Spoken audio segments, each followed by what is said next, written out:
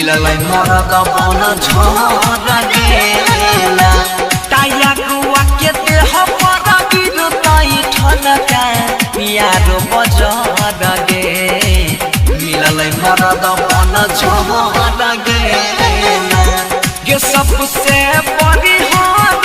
है नहिरा के लभर गे मिललै मरद बन झर गेला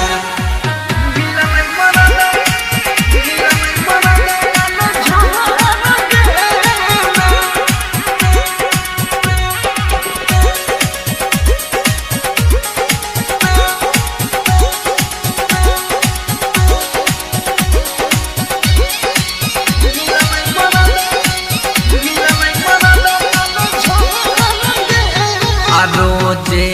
पी के आबही छै तारी सारी ओढ़ी के सुते गर थारी रोजे पी के आबही छै तारी सारी ओढ़ी के सुते गर थारी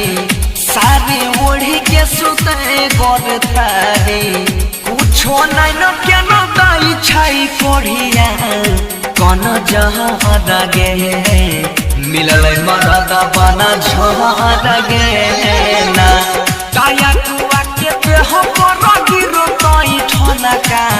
यार बजर गे मिललै मरद बन झर गेला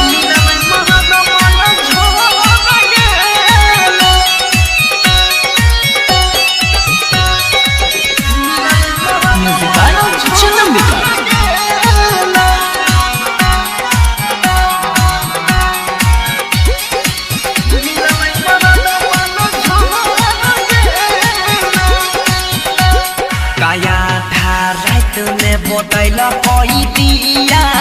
डोर गेलै के हमर पिया आधा रात में बोतल कोई दिया डोर गेलै पिया बनसिया गे डोर गेलै पिया बनसिया राइटर सरवन सुजित के लेबै अब खबर गे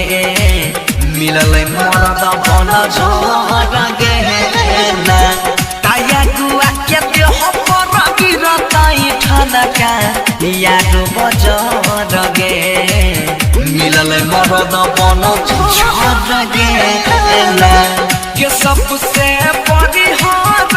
है नहिरा